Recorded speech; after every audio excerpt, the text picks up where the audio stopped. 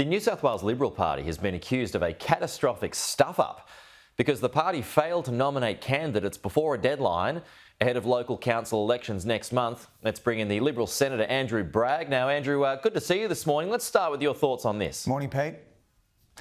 Well, this is a very disappointing outcome for many people who want to vote Liberal at council elections, and bitterly disappointing for the many councillors and prospective councillors across New South Wales. So this is a serious matter. I understand there will now be an investigation by the division, and I have confidence that the President will do everything he can to have a quick investigation which can yield some recommendations as to what happened here. Should the State Director, Richard Shields, resign?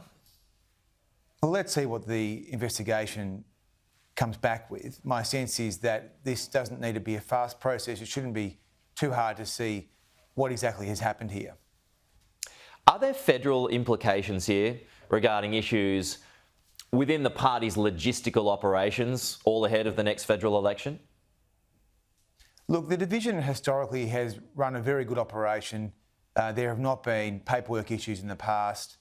I'm confident that the division can get back on track very quickly, and that's why I think a quick investigation into what exactly has transpired is important. Okay. On to other matters. Do you support Peter Dutton's full stop on all Gazans coming to Australia for now?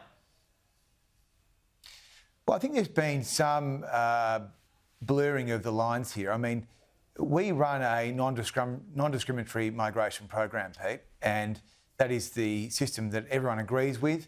At the moment, that is not a normal war zone in Gaza. It is run by a terrorist organisation. And so what Peter is saying is we've got to be extremely careful when we consider what might happen with people who have been in that particular war zone controlled by a terrorist organisation.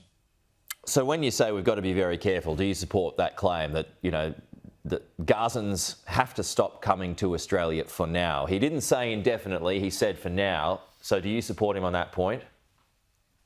Well, the point he's made here is in reference to 3,000 visas being issued in 24 hours in a territory which is controlled by Hamas, which is not a nation state. It is a terrorist organisation. Yeah. So I think many people in the community are very worried about the pace of these visas being issued in this way. And so that's why Peter's saying we've got to be very careful here. Yeah, but do you support that? Yeah, I do. I think it's important to be very careful that we reflect upon this fact that it's not a normal war zone. I mean, Hamas is running Gaza. So it's not like a foreign country running a piece of territory. Are you worried about losing any votes, particularly in Western Sydney, which would tend to vote Labor anyway? You've got to make your best judgment on what's going to be in the long-term interests of the country. I believe in a non-discriminatory migration program. Of course, we want to see a strong humanitarian resettlement program from all across the world. But right now, this is a very acute conflict which has been overseen by a terrorist organisation. I think that is an almost unique circumstance. Okay. Andrew, I did want to talk to you about housing. It's what we got you on for in the first place. But you want to water down banking regulations to lower the barriers for first home buyers seeking loans. So how, if you could make it easier, how would you do it? What barriers would you overturn? Well, I feel that the Australian dream is slipping away from younger Australians. Young Australians know that, and it's very hard to get a first house if you can't get a mortgage. So Labor never talk about how hard it is for younger people and individuals to get a house. They always talk about what's important to big super funds.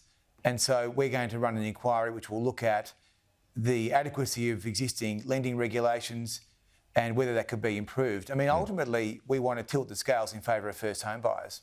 So how would you change it? How would you make it easier? And would this make banks any more or less vulnerable? Well, at the moment, the banks have a very low level of delinquencies. And I think that is actually a bad thing. You want to see banks being able to take some risks on first home buyers because that's how a lot of people get started. And so we will look at the buffer that APRA has in place for banks, which has made it very hard for banks to lend to first home buyers.